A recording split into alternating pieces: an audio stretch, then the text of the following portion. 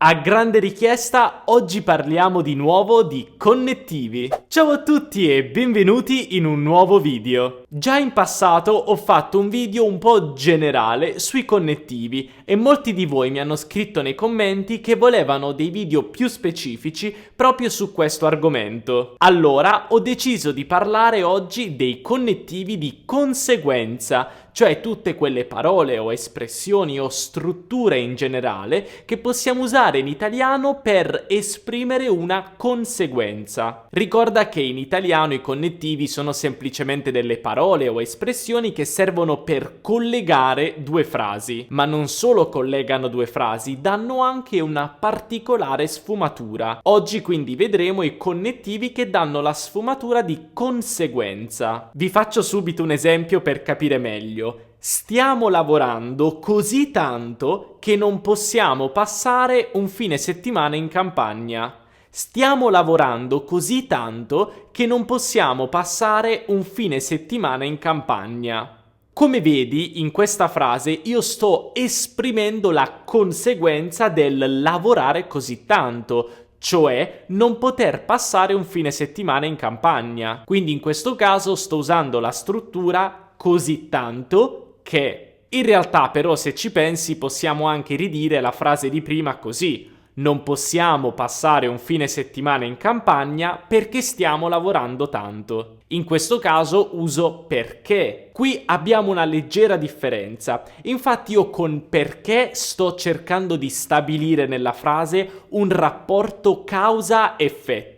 Cioè qual è la causa, qual è il motivo per cui non possiamo passare un fine settimana in montagna? Il fatto di lavorare tanto. Invece con così tanto che, stiamo lavorando così tanto che non possiamo passare un fine settimana in campagna, allora in questo caso stiamo più esprimendo una conseguenza, però a livello di logica sono molto simili. Però come vi ho detto nel video di oggi ci focalizziamo sui connettivi di conseguenza. Uno di questi è così tanto che, ma ce ne sono tanti altri. Per esempio, la nuova stagione della Casa di Carta è talmente noiosa che mi addormento ogni sera. La nuova stagione della Casa di Carta è talmente noiosa che mi addormento ogni sera. In questo caso sto usando talmente che, quindi talmente più l'aggettivo, la qualità che voglio descrivere e poi che per introdurre la nuova frase. Talmente è un po' più forte di così tanto, secondo me. È proprio se una cosa non ci piace o ci piace tantissimo. E comunque, personalmente, l'ultima stagione della Casa di Carta non mi è piaciuta così tanto, però la sto guardando lo stesso.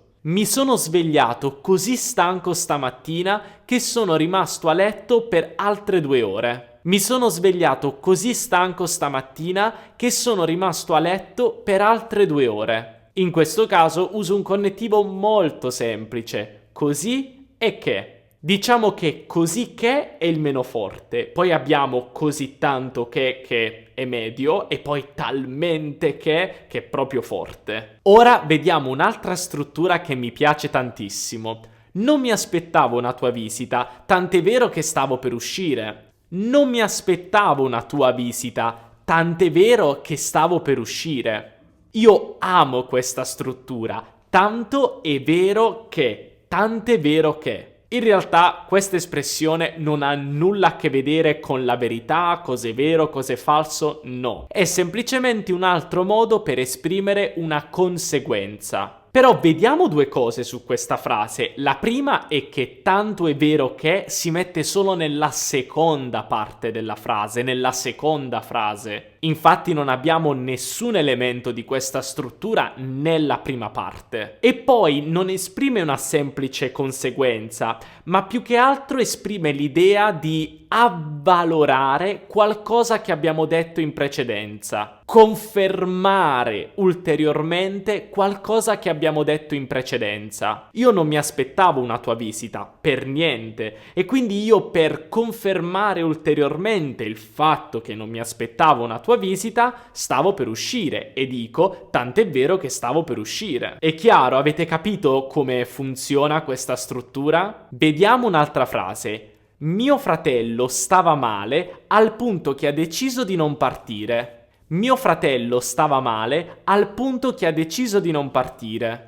Questa struttura in realtà è molto simile a così che, al punto però secondo me dà più l'idea di qualcosa che stava quasi per avvenire, sarebbe dovuto avvenire ma poi non è successo. Mi dà più quest'idea, l'idea di qualcosa che si trovi proprio al bordo, al confine. In realtà però nella frase che abbiamo appena visto, se ci pensate, il soggetto della prima frase è lo stesso della seconda frase. Infatti mio fratello stava male al punto che ha deciso di non partire, i soggetti delle due frasi sono gli stessi, mio fratello. Quindi per questo motivo possiamo anche dire al punto da più l'infinito. Mio fratello stava male al punto da decidere di non partire.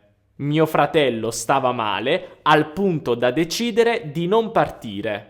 Attenzione, ovviamente questo è possibile farlo soltanto se i soggetti sono gli stessi. Ma comunque esistono altre strutture che esprimono conseguenza che si formano con da più l'infinito. Per esempio, c'era un vento tale da far cadere un albero. C'era un vento tale da far cadere un albero. In questo caso io sto dicendo che il vento era così forte che un albero è caduto. Però voi mi direte, cosa significa tale? Beh, tale non significa niente. Puoi decidere tu cosa significa tale. O meglio, lo capisci dal contesto. Infatti, se io dico c'era un vento tale, capisco che c'era un vento molto forte. Se io dico c'era una nebbia tale da non vedere niente, capisco che sto parlando di una nebbia molto fitta. Quindi noi possiamo usare tale e poi capiamo dal contesto che cosa significa. Ricordate però sempre tale da